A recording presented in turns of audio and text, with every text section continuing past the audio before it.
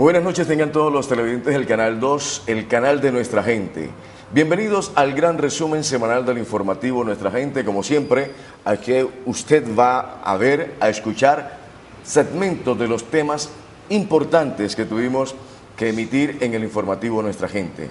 Con la cámara de Jorge Calvo, quien les saluda, Cristian Peñate Bocio, damos la cordial bienvenida a este gran resumen semanal del informativo Nuestra Gente.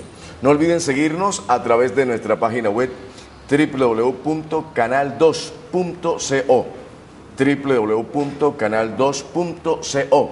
Usted nos puede ver a través de nuestra página web y también nos puede seguir a través de nuestra cuenta Twitter @cpb96 @cpb96, nuestra cuenta Twitter. Usted nos puede seguir los temas relacionados a la semana que termina en el día de hoy.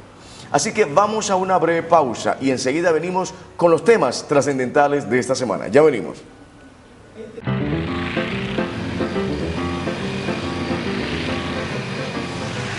Este semáforo lo hago yo, ni todo que fuera. ¡Ni se te ocurra! Estaba enrosado. Papá. Mira tu rosado. Casi nos mata. Me pillaron otra vez. ¿Cuándo irá a aprender? ¿Ya vamos para el aeropuerto? Sí, mamá, con todo. Papá, nos vamos a estrellar. ¿En los pandebonos? Ah, sí, aquí te los tengo. Aquí no puedes parquear. Ah, no me demoro. Es muy lindo tu parqueo, ¿no? ¿Vos no sabes quién soy yo? Eso, ese. Ah, muy bien.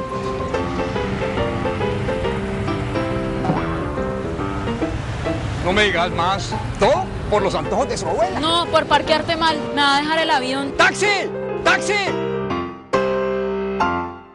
Muy bien, después de esta pausa vamos a entrar de lleno a la temática de esta semana en este gran resumen semanal del informativo Nuestra Gente. Queremos comenzar con el día lunes, el lunes de Pascua, después de esta Semana Santa, después del descanso. Comenzamos el día lunes y hablamos de Amunorca. ¿Qué es Amunorca? La Asociación de Municipios del Norte del Departamento del Cauca. Tuvimos aquí al presidente, que es el doctor Luis Eduardo Grijalva, y que también es el alcalde del municipio de Santander de Quilichao. Y tuvimos al director ejecutivo de Amunorca, al doctor Clemente Lucumí. Hablamos con él también en ese aspecto. Un programa interesante, un programa de proyectos, un programa de ideas, un programa donde se habló de lo que se necesita de los descendientes afro en estos 13 municipios del departamento del Cauca, y también de los indígenas, de los cabildos, el trabajo articulado que se está haciendo, comprometidos precisamente con el presupuesto en el Plan Nacional para invertir en estos 13 municipios. Esto fue lo que preparamos para ustedes, para que ustedes conozcan a ciencia cierta lo que ocurrió el día lunes. El norte del Cauca es la zona donde hay más industria en el departamento del Cauca. Por allá en el año 95, cuando nació la ley PAES, se sentaron suficientes empresas que generan hoy el Producto Interno del Cauca que sea muy bien visto a nivel nacional en su posicionamiento. Estos municipios tienen más o menos el 30% de la población, estamos hablando de unos 400.000 habitantes, y con ello obviamente tenemos un peso suficiente para el departamento del Cauca para jalonar algunos procesos como estos que estamos hoy nosotros liderando desde el norte del departamento del Cauca. El ingeniero Luis Eduardo Grijalva como alcalde asumió un gran compromiso, y es que de su campaña prometió el cambio. Lo que nunca se entendió era qué tipo de cambio proponía el ingeniero Luis Eduardo Grijalva para Santander de Quilichao. No sé si era el cambio de personas como tal o el cambio de programas. Hasta ahora no he podido entender realmente con certeza cuál fue ese cambio. Pero más que todo es lo siguiente: Santander de Quilichao es un municipio complicado, Santander de Quilichao es un municipio muy exigente, donde la forma de hacer política es diferente a otros municipios. La carta de navegación del actual alcalde de Santander de Quilichao, Luis Eduardo Grijalva Muñoz, es el tema de la vivienda. Allí él es fuerte, como ingeniero civil es fuerte. Prometió 2.000 soluciones de vivienda. Esperamos que en estos 4 años, ya año y medio, tiene la oportunidad de conseguirlas, porque la verdad es que el tema del Ministerio de la Vivienda, con el doctor Germán Vargas Lleras, le va a resolver el problema con 300 soluciones. La Asociación de Municipios del Norte del Cauca, Amunorca, es una herramienta jurídica interesante Es una herramienta desperdiciada, desaprovechada, la verdad es esa. Amonorca no ha jalonado a nivel regional los proyectos que debió haber jalonado a estas alturas. Amonorca ya tiene una cierta edad suficiente para haber adquirido una madurez. Ha tenido muchos problemas políticos, ¿no? La idea del uno, la idea del otro, la filosofía del uno, la filosofía del otro, y eso ha hecho que Amonorca, por los celos políticos, repito, no haya crecido como tiene que crecer. Mi nombre es Zoraida Ruiz, soy del resguardo de Mochique Los Tigres, de Santander de Quilichao. Me gustaría saber qué es Amonorca y a qué se dedica. Bueno, yo soy Clara Lilia Ulcue, pertenezco al municipio de Santander de Quilichao. Hago parte del resguardo indígena de Canoas. Solamente he visto el letrero en el municipio, en el casco rural, y también sé de personas que trabajan, amigos que trabajan en esa organización, pero desconozco cuál es la función real de esa institución. Bueno, el contrato plan es un contrato que lo firmó el presidente Santos a finales de enero de este año en el municipio de Padilla, en un consejo para la prosperidad. Estos 623 mil millones de pesos manejan unos proyectos específicos para cada uno de los municipios. Santander de Quilichao tiene construcción de un hospital nivel 3, construcción de una universidad, el estudio para llevar el tren de cercanías hasta nuestro municipio, hasta nuestra región. Hay un tema productivo que es transversal. Pero por encima de todo esto, lo grueso de este contrato plan, lo que pretende es que se mire como región. Por ejemplo, hay 107 mil millones de pesos para el tema de proyectos productivos, y la idea con esto es engranar a cada uno de los municipios, armando las respectivas cadenas productivas para que el campesino nortecaucano tenga verdaderas posibilidades de que viva bien en su campo. No hay un peso específico para cada uno de los municipios, porque así como hay proyectos específicos, hay proyectos transversales que tendrán que irse dirimiendo a estos 3 años que se ha firmado el contrato plan. Lo que pasó el día lunes, el tema de Amonorca, el tema de Santander de Quilichao, el tema de los indígenas, el tema de los afrodescendientes, y queremos que se articulen, así como los 13 municipios del norte del departamento del Cauca, sea aquí en el Valle, y sea una solidez. Ante todo se trabaje mancomunadamente en estos proyectos interesantes, porque los dineros vienen del resorte nacional.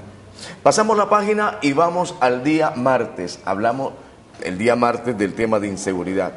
Invitamos al general Fabio Alejandro Castañeda. Lamentablemente no pudo venir, se disculpó porque había una entrevista vía Skype, vía satélite, con el comandante a nivel nacional de la policía, a tocar aspectos relacionados con la seguridad en Cali y en el departamento del Valle. Nuestros invitados de ese día, del tema de inseguridad, el doctor Gustavo Muñoz, presidente del grupo multisectorial, y estuvo también el doctor Gustavo González, es diputado empresario del departamento del Valle. Articulamos los temas de cómo va el índice de inseguridad, cómo va el tema de la cárcel, que hay sobrecupo, entre otras cosas. Esta semana el personero del municipio de Santiago de Cali, el doctor Andrés Santamaría, ha anunciado el cierre temporal de la inclusión de nuevos reclusos a la cárcel de Villahermosa. Esto realmente da el traste precisamente con la problemática que está ocurriendo, porque el tema no es abrir cárceles, el tema es que se supriman las cárceles y que se haga mejor trabajo de seguridad, no solamente en la capital del Valle, sino en todo el departamento, en los diferentes municipios. Esto fue lo que preparamos, el resumen del tema de inseguridad en Cali y en el departamento del Valle. Sí, José Alberto. Bueno, es muy preocupante el tema de inseguridad en la ciudad y en las principales ciudades del país. Cali no se escapa de eso, y a Cali se suma el nivel de desempleo. Estamos hablando de que mientras en el país en febrero de este año, comparado con febrero del año pasado, está en el 11.9, Cali Jumbo, que hay que sumar Jumbo, está en el 15.8, y si quitamos a Jumbo, el desempleo de Cali se va a sumar, y si lo miramos por regiones, el tema de Buenaventura o hacia el norte del Valle es más crítico. Entonces, pensamos que hay una gran responsabilidad en el tema de generación de empleo, que parte del sector privado y el sector gobierno, pero vemos que el sector gobierno a nivel de municipio y departamento tiene muchas acciones más coactivas en vez de llamar al sistema empresarial, microempresarial, informal, porque si hablamos del 15.8 de desempleo, el sistema informal está en el 35-38%, y hay mucha informalidad y hay que preguntarse por qué. ¿Será que hay cultura de no pago o hay una sobrevivencia que a la gente no le alcanza para ser formal, para tener empleo formal, para pagar sus impuestos formales y tiene que salir a sobrevivir? Entonces es un tema de su empleo. Entonces pensamos que falta un equilibrio ahí entre organizar la ciudad y no comenzar a destruir el empleo. El tema de la globalización y del TLC, con todo el tema de comercio y manufactura entrando al país libremente, está fortaleciendo una intermediación comercial, pero está acabando con todo el empleo formal que genera la manufactura y la industria, y este es el empleo que más se está destruyendo y se va a destruir porque no estábamos preparados para la apertura económica y nos tocó enfrentarla. Entonces nos parece que hay un problema estructural de empleo, de educación, de falta de oportunidades de recreación y deporte, donde el gobierno tiene que llamar a los actores importantes y en vez de tener acciones coactivas de comenzar a cerrar establecimientos, de comenzar a prohibir zonas de parqueo, de comenzar a multar, de comenzar a embargar por el pago de no impuestos a los empresarios, hay que llamarlo a mesas de concertación en cómo le ayudamos a que se formalicen, cómo le ayudamos a sostener y a no cerrar establecimientos que destruyen empleo. Cuando un padre cabeza de familia o una madre cabeza de familia no tiene con qué mandar sus hijos al colegio o no tiene cómo sus hijos mayores de 18 años buscar empleo, pues estos son caldos de cultivos para las bandas criminales que, tomando los ejemplos de las películas de los narcotraficantes, de los Tres Caínes, que se pasan en horarios donde todos los jóvenes de 8 a 10 de la noche son los horarios prime, pues estos son los líderes de estos jóvenes y son caldo de cultivo para aquellas mafias que encuentran estos muchachos entre los 12 y los 18 años que son intrépidos y les pagan 2 salarios mínimos, les colocan una moto y un arma mensualmente y con eso generan ingresos para su familia y se convierten en los pequeños capos donde hay del Valle con lo que ha pasado en el Palacio de Justicia. Entonces hay un tema estructural en el tema de seguridad que no lo vamos a arreglar con más policías, con más cárceles, con más bloques de búsqueda, invirtiendo demasiado dinero donde menos de la mitad de ese dinero, si se invirtiera en temas sociales, arreglarían el 80% del problema de inseguridad de las grandes ciudades. La inseguridad que vivimos en Cali es bastante preocupante. Cada vez más vemos cómo esta situación se agrava más y yo pienso que ese flagelo hay que atacarlo de una vez, si no comenzamos va a ser muy tarde. Si ustedes pueden ver retrospectivamente, hay problemas en las familias que vemos que el papá golpea a su mamá, esos niños son golpeados también por su papá que llega borracho o llega esta persona drogada. Entonces, ¿qué es lo que estamos viendo? Frutos de hogares totalmente destruidos. Y ese fruto lo va a ver la cosecha cuando ese niño tiene ya 17 o 18 años, va a ser una persona totalmente resentida contra la sociedad, contra su papá.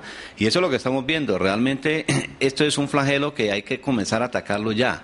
Y aquí es donde le pedimos a la comunidad vallecaucana, tanto a la Iglesia Católica como a los grupos cristianos, que comiencen a trabajar primero en la parte espiritual, porque es muy importante que cuando se pierde el temor a Dios, pues ocurren todas estas cosas.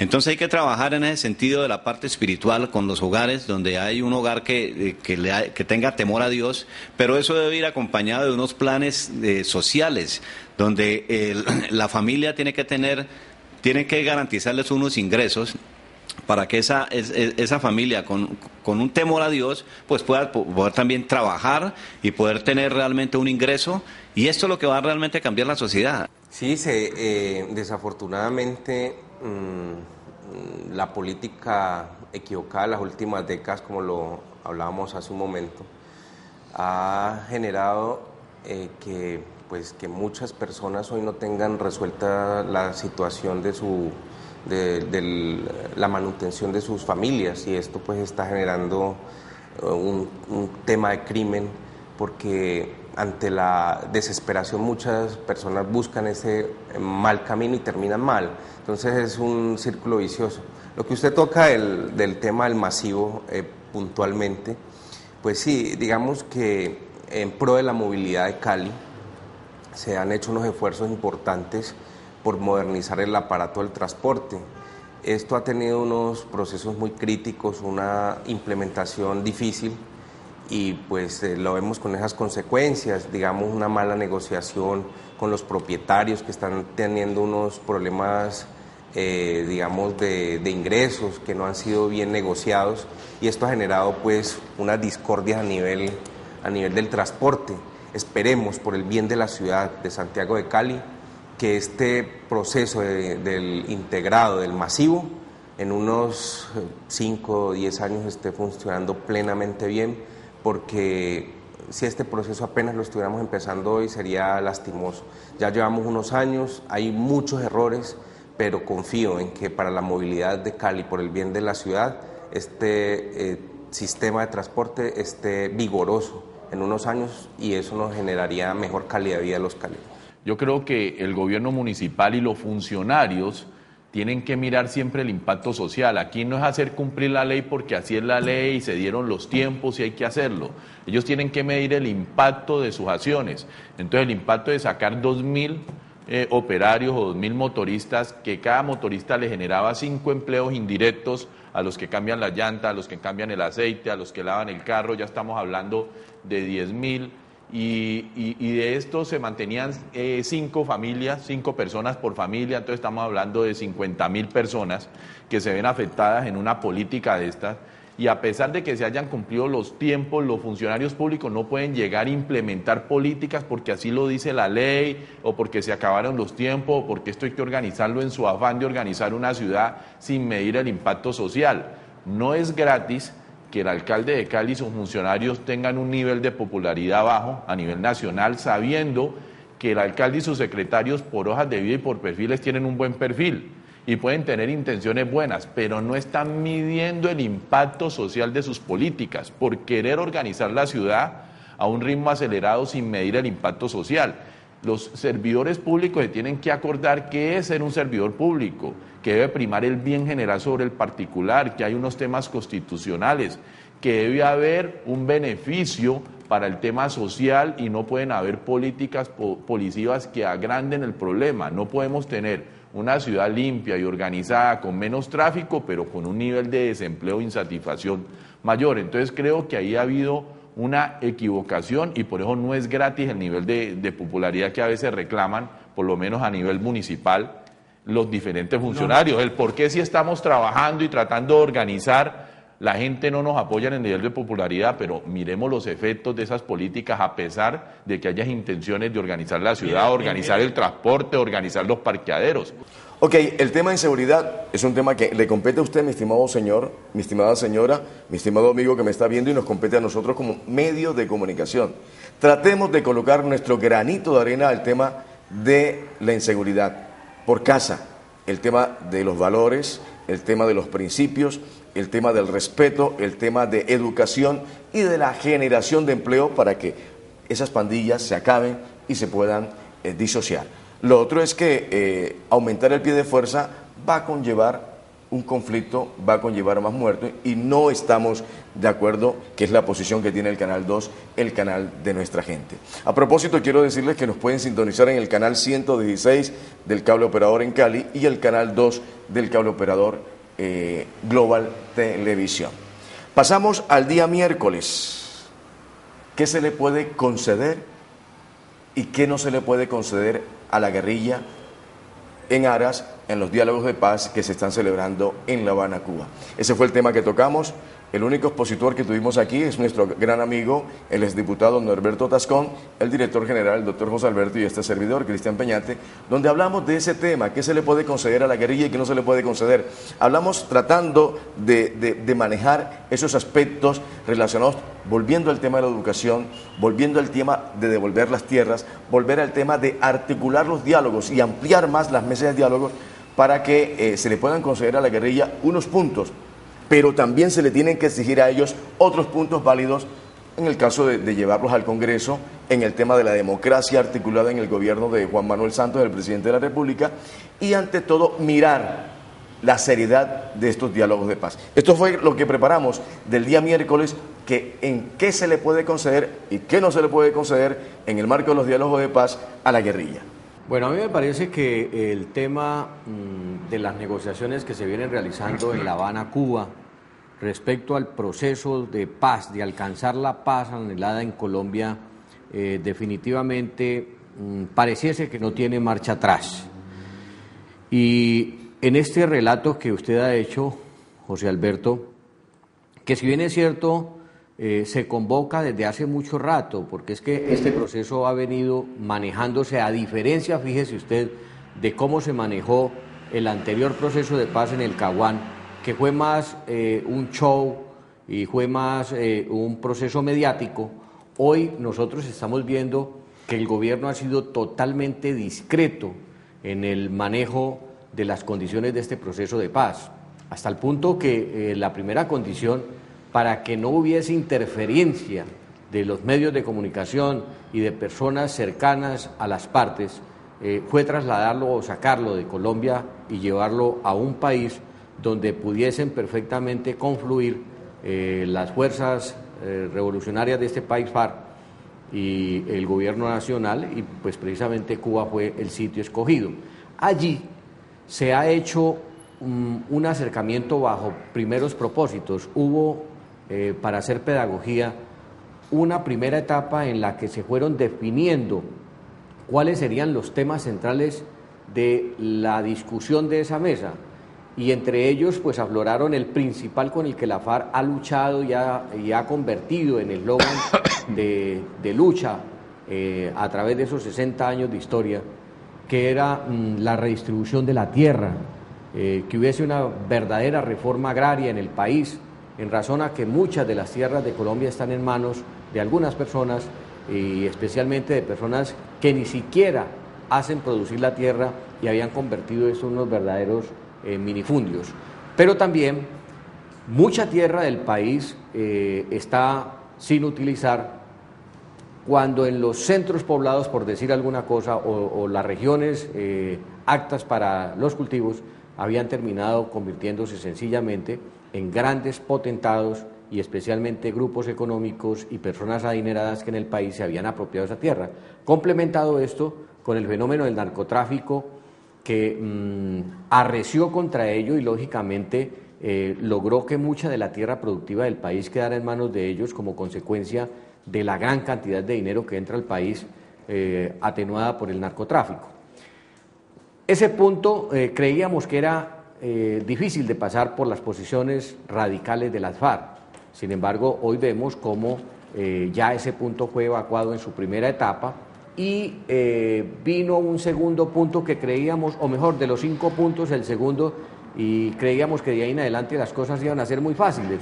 Resulta que el segundo punto, que era la participación política de estos grupos ilegales en la vida democrática del país, pues ha generado también grandes enfrentamientos, hasta el punto que el proceso como tal, por las diferencias entre el expresidente Uribe y el presidente Santos, que permanentemente trina a través de las redes, casi que metiéndole torpedos al proceso y convirtiéndolo en algo que puede ser perjudicial para el país, en el entendido de que el expresidente Uribe, cada que existe un momento difícil de las negociaciones, o no tal vez de las negociaciones, porque al fin y al cabo están por fuera del país, sino que al interior del país hay cualquier escaramuza de conflicto, entonces él sale simplemente a cuestionar y a pedir que ese proceso se aborte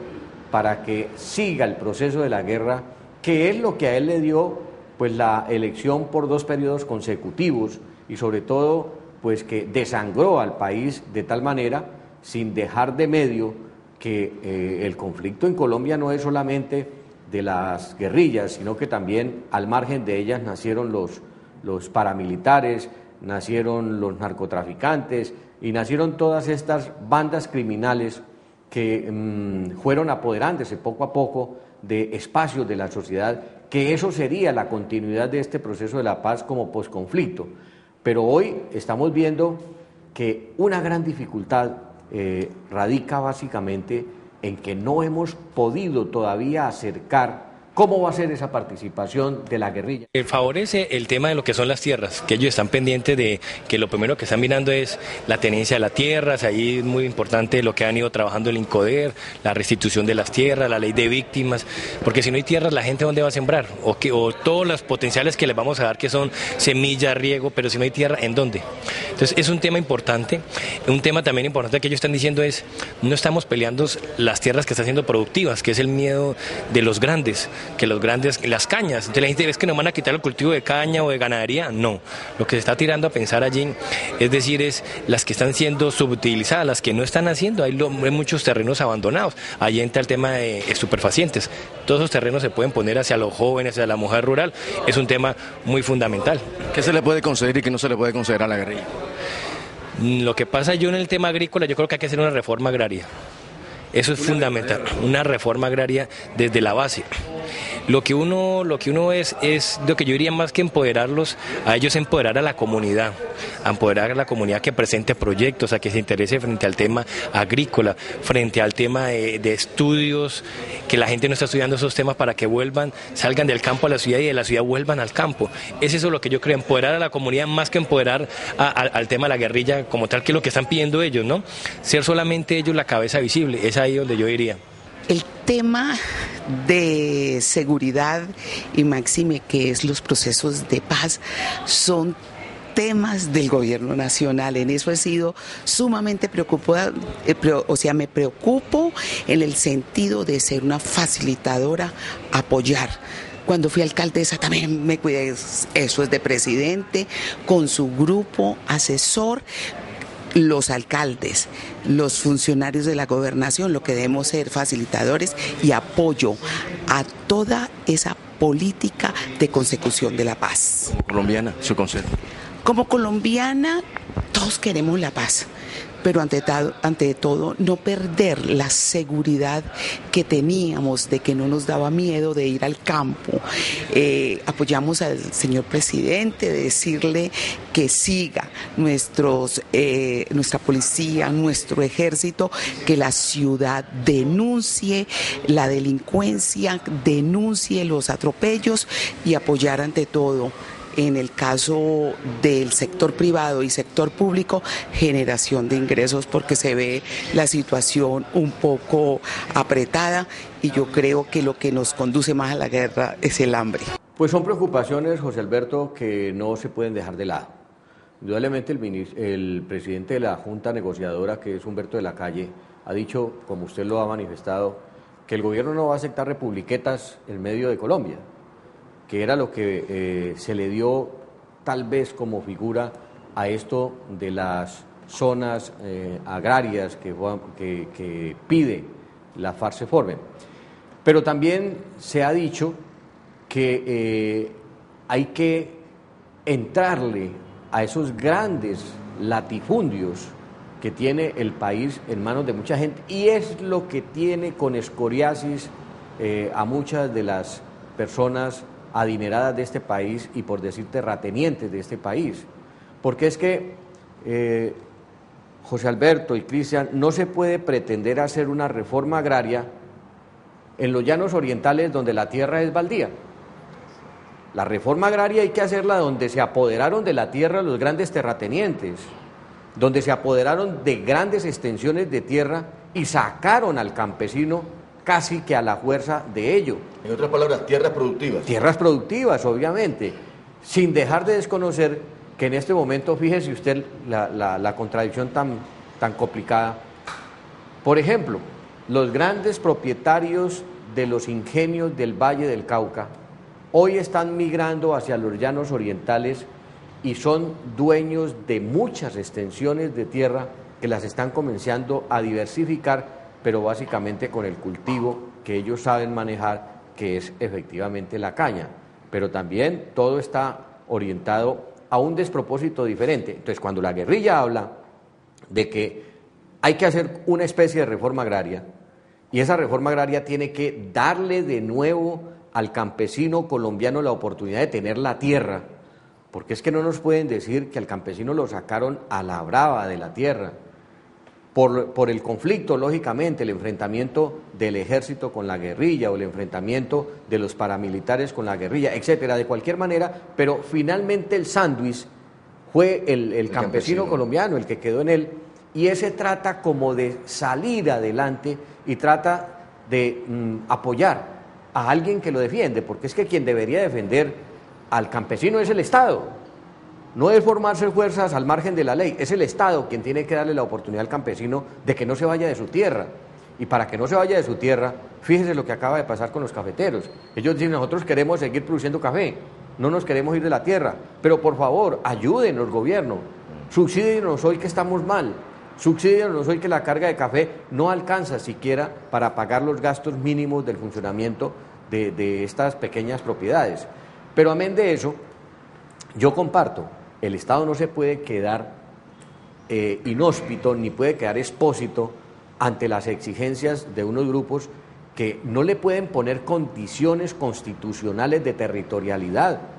No, esto es un acuerdo en el que ellos tienen que ir cediendo, pero fíjese que ese punto de la distribución de la tierra me parece que ha quedado saldado porque ya el gobierno, dentro de los compromisos que se habían dado en esos diálogos subterráneos, llamémoslos de alguna manera, estaba exactamente eso, que se metiera al Congreso de la República un proyecto de ley que tocara el tema, y efectivamente el gobierno, y tengo que decirlo con mucho orgullo, el Partido Liberal presenta dentro de su esquema de propuestas a la comunidad para la elección a la presidencia ese proyecto de ley que es la de la restitución de la tierra y el proyecto de víctimas del conflicto, que es algo que enmarca dentro del proceso que hoy se está discutiendo y que ha dejado camino precisamente para que transiten las dos fuerzas, el gobierno y los armados, de tal manera que finalmente el pueblo colombiano vea la esperanza allí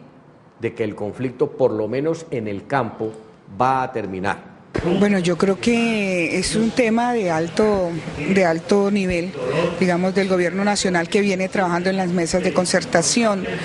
Yo creo que los acuerdos son muy importantes, sobre todo donde se pueda dar juego a los diferentes sectores y puedan concertar en temas muy concretos que afecten el país y que nos garanticen la paz. Esto no es un proceso nuevo, se han hecho procesos anteriores donde fuerzas armadas, digamos, en términos de subversión, se incorporaron a la vida civil y han logrado tener representación en los diferentes niveles de poder. Hemos tenido gobernadores, hemos tenido congresistas. Yo creo que es un llamado importante a la guerrilla, que definitivamente las armas no han llevado digamos, a tener el poder, y hay unos medios democráticos para hacerlo. Entonces, los puntos de acuerdo son fundamentales, donde no solamente se tengan en cuenta los puntos del sector guerrillero, digámoslo así, sino también de la sociedad civil, porque hay que balancear las cargas y hay que llegar a acuerdos comunes de todos los actores del país. El SENA es una herramienta que tiene el Estado colombiano para hacer esa redistribución de los beneficios del desarrollo. Esa es la importancia del SENA, o sea, generar capacidades en los colombianos para el tema de productividad y laboral del país, por un lado, pero por el otro, hacer más inclusión social. Y por eso el SENA es uno de los instrumentos que tiene el gobierno nacional para todo en estos procesos de desmovilización de combatientes, poderlos incluir al ritmo de la sociedad civil. Pasamos la página y dejamos el tema de la guerrilla, de los diálogos de paz, de articular más el tema de la implementación de la educación, de la inversión también de los empresarios, y que el gobierno sea más amplio en el tema de exigirle a la guerrilla para que cumplan al pie de la letra la documentación que se va a firmar más adelante. Lo importante es que estamos de acuerdo con estos diálogos de paz. Vamos al día jueves. El día de jueves tocamos dos temas. El tema de la venta del lote del parqueadero de la Plaza de Toros y el tema de la invasión del espacio público en la nueva infraestructura, en la nueva ejecución, remodelación del estadio Fernandino Pascual Guerrero. Nos llamó la atención algo. En el tema de la venta de la Plaza de Toros, el uso institucional y el tema de patrimonio nacional. Son dos resortes interesantes, dos resortes que se debatieron aquí con los esposos Borrero, doña Betty, el doctor Pablo, en torno a ese tema y lo que pretende el Consejo. No es que el Consejo exige que se le pida permiso, no, eso no es. El tema es mirar el uso del suelo, que es institucional, y el tema de que es de resorte de patrimonio nacional, hay que mirarlo. Pero como el municipio tiene el 10% de acciones en la Sociedad de Plaza de Toros, la Sociedad Anónima Plaza de Toros, y el Departamento del Valle tiene el 15%, ellos prácticamente, como son minoría, no tienen nada que ver en el tema, sino simplemente reciben su reducto, su precio a la venta de el lote del parqueadero de la Plaza de Toros. Y el otro tema tiene que ver con el parqueadero, la invasión del espacio público, donde muchos comerciantes, muchos locales, muchas residencias han protestado, se han llevado sus protestas a los medios de comunicación. A nosotros nos han dicho qué está pasando, por qué planeación, por qué infraestructura, por qué la Secretaría de Gobierno no le pone los puntos en las IES al tema de la invasión del espacio público, ya que en esta administración no se hizo. Se hizo en la administración de Jorge Iván Ospina, el anterior mandatario local del municipio de Santiago de Cali. Esto realmente da el traste con muchas cosas en las cuales nosotros no estamos de acuerdo. Preparamos este resumen del día jueves. En lugar, digamos que estos dos casos que usted ha colocado sobre la mesa, lo de la Plaza de Toros, el parqueadero y el Estadio Pascual Guerrero, son apenas dos de las situaciones, pudiéramos decir, emblemáticas de cómo es que se realiza el manejo político administrativo del municipio de Cali y que se ha caracterizado por realizarse de una manera improvisada, autoritaria, antidemocrática, inequitativo e injusto. Es así como se manejan los asuntos de la ciudad de Cali. Más allá de la negociación que pueda estar haciendo la Sociedad Plaza de Toros con la multinacional Falabella, lo que allí hay que destacar es lo siguiente. En primer lugar, la venta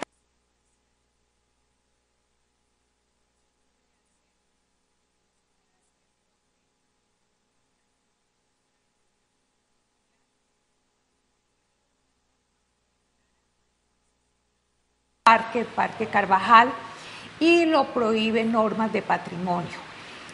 Sin estas, ¿por qué se hizo esto? ¿Qué es el plan de ordenamiento territorial?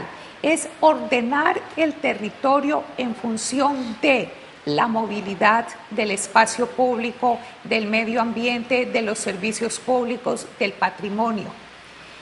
Si alguna de estas variables se altera dentro de esa construcción y ordenamiento del territorio, pues las ciudades se vuelven anárquicas, se vuelven un caos, que es lo que pasa en la ciudad de Cali. Si allí en el plan de ordenamiento territorial se vio que era imposible convertir ese sitio, que además es espacio público, lo de la Plaza de Toros, es ese espacio público, se vio que era imposible convertirlo en otro centro comercial, puesto que allí al frente está Cosmocentro, más abajo están las universidades. Es una zona donde confluyen varias vías de muchísimo tráfico vehicular. Entonces, ¿cómo pretende esta administración haber participado en la reunión de la Junta Directiva donde se autorizó ese negocio para que se pasara por encima de las normas que la misma administración ha expedido?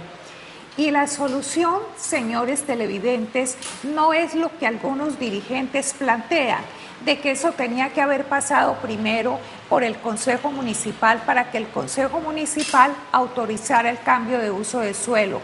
Es que aquí no podemos permitir que cada cosa, cada personaje del sector privado lleve sus proyectos al Consejo Municipal para que el Consejo Municipal autorice la modificación de uso del suelo para hacer el gran negocio de ese particular y dejándole a la ciudad los problemas gravísimos en movilidad, en espacio público, en medio ambiente, en servicios públicos, etcétera, que es lo que va a generar allí eso de la Plaza de Toros, ese negocio. ¿Cuál es la solución? Primero, como el municipio de Cali, el señor alcalde, a través de su secretario jurídico y otro funcionario, participaron en esa reunión y autorizaron esa negociación, pues es imperativo que la Procuraduría, la Contraloría, la Fiscalía inicien las investigaciones tendientes a sancionar a esos funcionarios públicos por ir en contra de la legalidad. Y en segundo lugar, no permitir por ningún motivo en el Consejo Municipal cambiar el uso del suelo.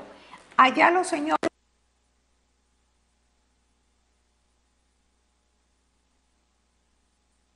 los caleños para defender las ciudades, que esto no puede seguirse construyendo simplemente con la visión de los constructores, que es la del negocio privado para el bolsillo de ellos y los problemas para los caleños. En el tema del lote de la Plaza de Toros, tenemos entendido que existe un proyecto tendiente a la formulación del Plan Especial de Manejo y Protección de esa zona, como bien de interés cultural, del ámbito nacional. Hoy en día el POT y la ficha reglamentaria establece que esa zona tiene uso institucional. Esa es la norma hoy en día.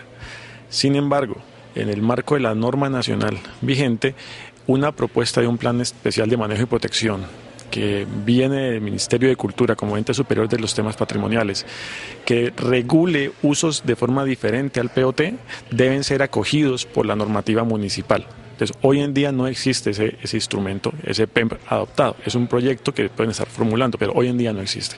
Hoy en día el uso de esa zona es institucional. Puede sufrir cambio en virtud de la formulación de ese instrumento, que es un instrumento de superior jerarquía para el POT, o sea, está por encima del POT.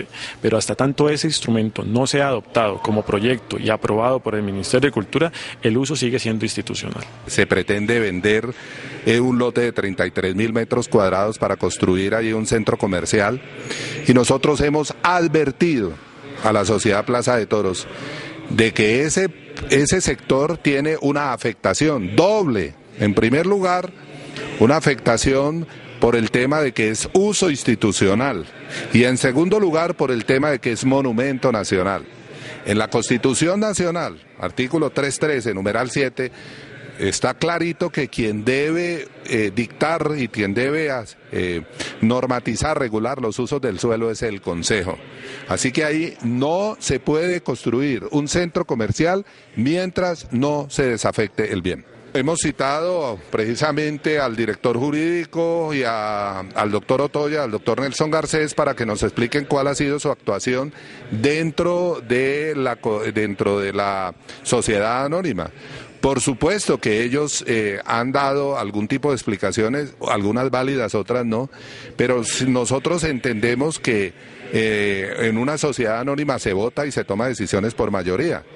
Pero la realidad, el que ellos voten y tomen una decisión por mayoría de vender un inmueble, no quiere decir que ya con eso estén constriñendo al Consejo de que autoriza el cambio del uso del suelo, porque no es así y no lo vamos a hacer. Lo que sucede es que, de todas maneras, la alcaldía de Cali y la gobernación se pusieron de acuerdo con el resto de socios, ¿no?, para aprobar este plan, ¿no?, de venta del parqueadero de la Plaza de Toros.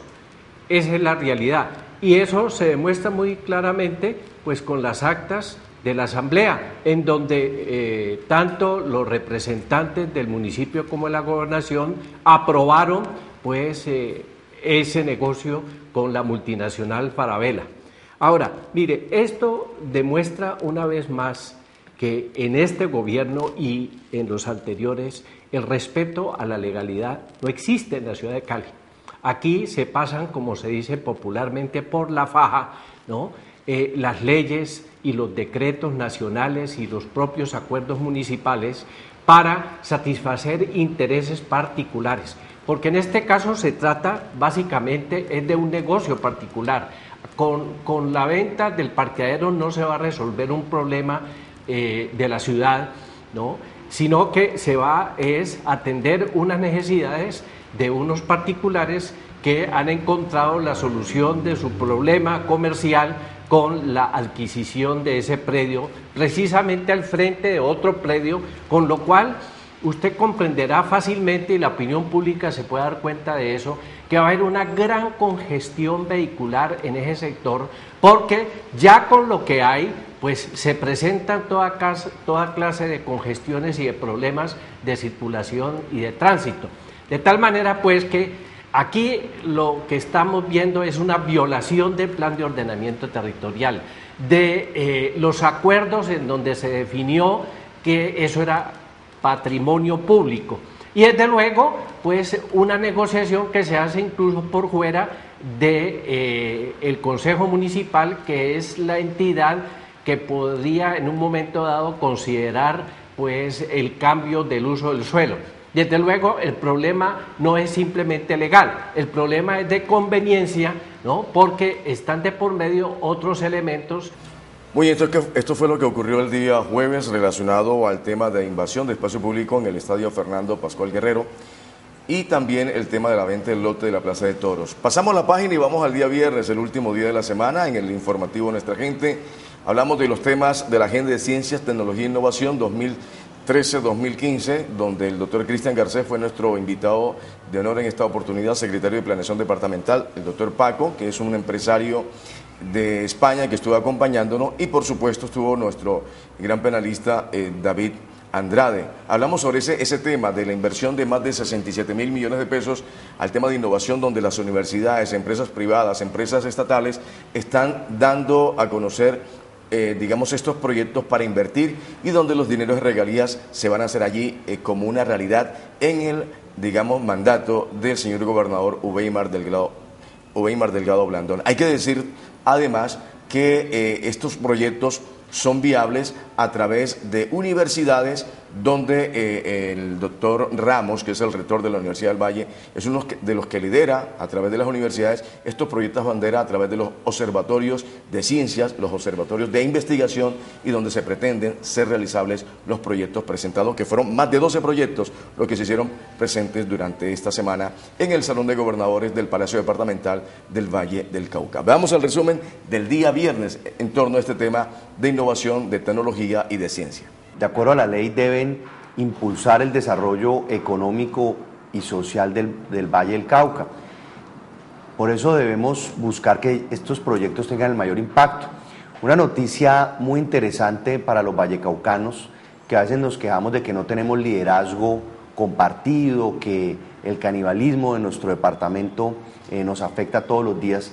Pues una noticia positiva es que las universidades del departamento, los centros de investigación, las entidades públicas y el sector privado realizaron un taller donde articulamos las diferentes agendas que teníamos: el plan de desarrollo, el plan regional de competitividad, el plan estratégico de ciencia, tecnología e innovación, y se realizó una priorización de temas sobre cómo se deben invertir los recursos de regalías de ciencia, tecnología e innovación para generar mayor impacto. Son 4 ámbitos generales. Uno es el fortalecimiento institucional, donde esperamos que las regalías, para dar ejemplos como me lo pides, por ejemplo, lo que son las tecnologías de la información y las comunicaciones, lo que es el desarrollo, por ejemplo, de softwares, de sistemas de información, esperamos que sirvan para mejorar la gestión pública. Hay un proyecto que se está estructurando de telemedicina. Entonces, la gente en las comunidades lejanas, la gente para llegar a un hospital, a una clínica, muchas veces tiene que desplazarse, eso le cuesta, tiene que llegar y hacer colas, y de pronto la enfermedad lo que tiene es algo muy sencillo. Con la telemedicina se espera que una persona desde un municipio pequeño, remoto, no tenga que desplazarse a una capital de un departamento, sino que desde allá el médico tenga los equipos suficientes para tomar una radiografía a la persona, para enviar el análisis que le hace a un centro especializado por internet, y de allá unos médicos especializados le receten y le den unas recomendaciones a las personas, donde simplemente puede ser vaya y compre estas drogas o hagas estos exámenes, y se le ahorra y se le mejora la calidad de vida a las personas. Está el tema del desarrollo social, donde esperamos que también con ciencia, tecnología e innovación se mejoren la situación de nuestros colegios, de nuestras instituciones. Por ejemplo, el año pasado se aprobó, para mejorar la calidad de la educación en Cali, se aprobaron 30.000 millones de pesos para utilizar TICs, o sea, mejorar lo que son las aulas de informática, la apropiación, que la gente, nuestros jóvenes utilicen más los computadores, utilicen más los software, se conecten más al mundo, también la formación de los docentes. El otro tema es lo económico. Por ejemplo, a través de la ciencia, la tecnología e innovación podemos hacer investigaciones para mejorar la productividad de nuestras empresas, podemos utilizar las regalías para innovar en productos, en servicios, y así las pequeñas y medianas empresas puedan crecer. Podemos desarrollar software para mejorar el funcionamiento de nuestras empresas. Y está también todo el tema ambiental y territorial, cómo la ciencia, la tecnología e innovación nos puede aportar a mejorar el uso del agua en el departamento, a hacer acueductos alcantarillados más eficientes, menos costosos. Entonces, toda esta convocatoria es la que se ha abierto por 67.000 millones de pesos, y esperamos que todo el sector académico, científico, la gente interesada, pues presente los proyectos a la Gobernación del Valle. No, pues la Universidad del Valle, conjuntamente con todas las otras universidades del departamento, hemos estructurado lo que se llama la RUPIP, que es la Red Universitaria para la Innovación en el Valle. Entonces está la Universidad Javeriana, la Universidad Autónoma, la ICESI, la Universidad Santiago, la Universidad San Buenaventura, la Universidad del Valle, y hemos hecho una sinergia entre todas las universidades de tal manera que tengamos una oferta tecnológica lo más consolidada posible, de tal forma que podamos presentar proyectos que articulen no solamente diferentes grupos, sino también diferentes universidades. Entonces, para la Universidad del Valle es muy importante todo este trabajo, pues no solamente como universidad, sino como parte de una red de universidades que estamos trabajando en el Valle del Cauca para la estructuración de proyectos pues grandes y de largo plazo. Doctor Iván, ¿el proyecto más atractivo cuál es? ¿El que ha presentado? No, tenemos varios proyectos. Hay uno que se llama Pacifitic, que es un proyecto que tiene que ver con todo el uso de las tecnologías de la información y la comunicación para el Pacífico colombiano. Tiene una parte para las empresas, tiene una parte para la educación, tiene una parte para el desarrollo de software. Y ahí estamos trabajando la Universidad Autónoma, la Universidad ICESI, la Universidad del Valle, las empresas, Carvajal, etcétera.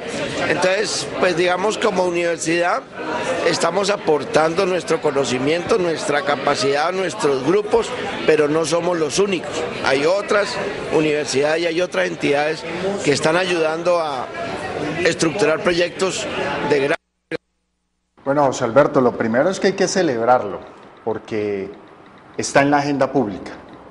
Son temas que se manejaba mucho en la academia, entonces siempre en la academia se hablaba de la importancia de la innovación, de la ciencia, de la tecnología. Sin embargo, José Alberto, ya lo habíamos dicho aquí en esta mesa, una cosa es el discurso y otra cosa es la acción.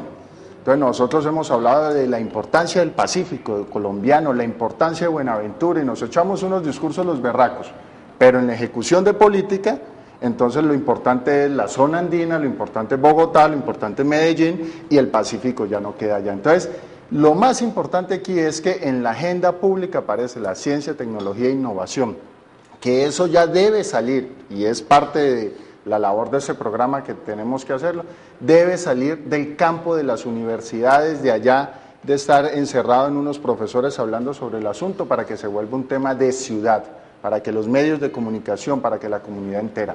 Yo le agregaría, Cristian, al tema, no solamente invitar a científicos, académicos, investigadores, resulta que la innovación, la ciencia y la tecnología también están en los sectores populares. Uno encuentra en los sectores populares de la ciudad de Santiago de Cali cómo la gente desarrolla actividades, y a eso hay que apoyarlo, a eso también debe irradiarse los recursos. Yo lo que vería, sin conocer a profundidad, pues aquí está Cristian para que nos explique, es que sí me parece importante aprovechar esa fuente de recursos para dejar algo establecido permanente en el tiempo, que no vaya a ser una distribución de recursos en proyectos de corto o mediano plazo y que no nos vaya a quedar, digamos, una fuente. Yo me preguntaría dónde podríamos nosotros crear un centro que está haciendo falta, por ejemplo, en el sur de la ciudad de Cali, donde tenemos todas las universidades. Podríamos crear ahí una construcción y una institución que esté de manera permanente convocando, digamos, a todas estas labores sobre ciencia, tecnología e innovación, y que eso quede ahí permanente en el tiempo y que no vaya, digamos, a ser en desarrollo de proyectos que dentro de 2 o 3 años, por cambio de agenda política o porque se acabaron los recursos, digamos, no haya continuidad de los procesos. Con este resumen del día viernes terminamos el gran resumen semanal del informativo Nuestra Gente, no antes agradecerle a Jorge Calvo, nuestro camarógrafo, y también la, digamos, edición que tiene nuestro compañero Giovanni, que ha estado siempre atento a la gran edición del gran resumen semanal del informativo Nuestra Gente. Yo soy Cristian Peñate, invitándoles para dentro de 8 días para ver este gran programa, como siempre todos los sábados de 7 a 8 de la noche por el Canal 2, el canal de Nuestra Gente. A todos ustedes un feliz fin de semana, Dios les guarde, chao.